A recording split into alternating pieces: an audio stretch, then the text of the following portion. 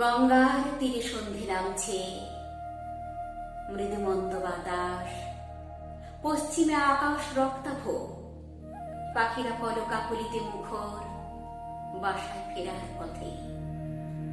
ধীর নীরব চরণে রাত্রি নামছে, রাত্রি নামছে ভবতারিণী মন্দিরের বাগানে।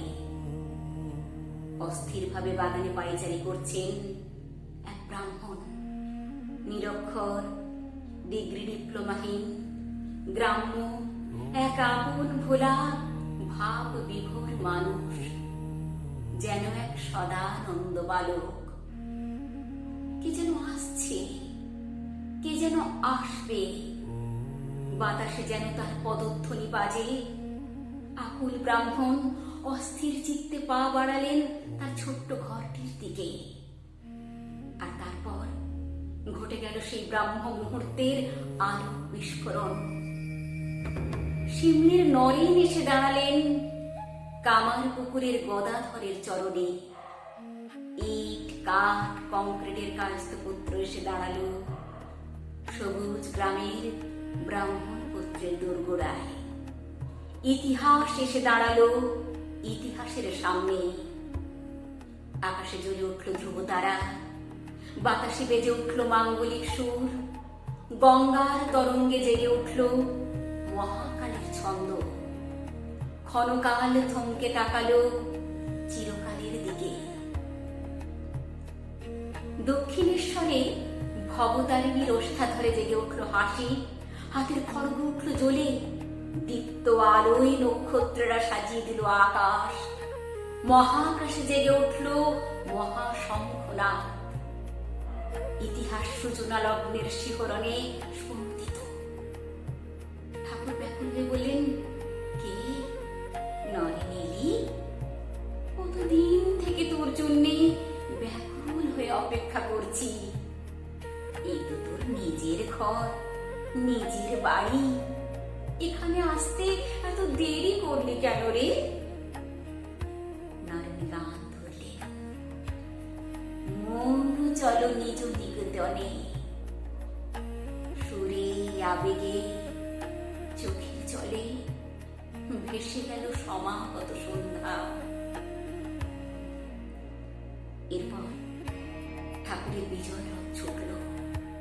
সেই স্বর্ণরথের চক্র নির্ঘোষে ধুলোর মতো উড়ে যেতে লাগলো মানুষের পাপ, মানুষের পতন, মানুষের যন্ত্রণা, মানুষের কান্না। সেই রথের অমিত বিক্রমে পথ ছেড়ে সরে দাঁড়ালো আচার, বিচার, জপ, তপ, তুলসী, রুদ্রাক্ষ। পথের উপরে নীল নীলিমায় জাগ্রত হলো ভালোবাসা, প্রেম, আনন্দ। জগৎ এসে নতজানু হলো গঙ্গা তীরের সাধকের পায়ে। অব্রাহ্মণ নরেন্দ্রনাথ হয়ে উঠলেন ব্রাহ্মণ শ্রেষ্ঠদের মাথার মণি, পথ প্রদর্শক, ধ্রুবতারা। সমস্ত জগৎ জানল জীব সেবাই শিব সেবা, মানব প্রেম, ঈশ্বরানুরাগ। এসব একদিন বাংলায় ঘটেছিল। শ্রীরামকৃষ্ণ, স্বামী বিবেকানন্দ এরা বাঙালি ছিলেন।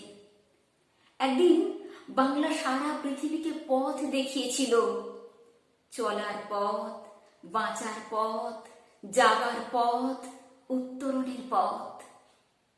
হ্যাঁ,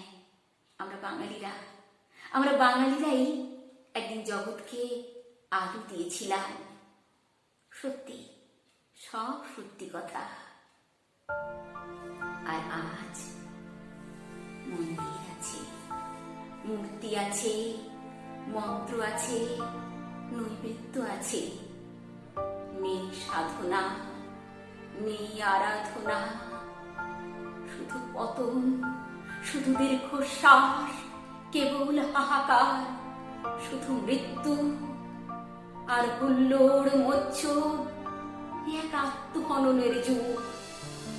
ক্ষমা করো ঠাকুর, ক্ষমা করবেন স্বামীজি, আপনারা আমাদের মানুষের মতো মানুষ করে তুলতে চেয়েছিলেন।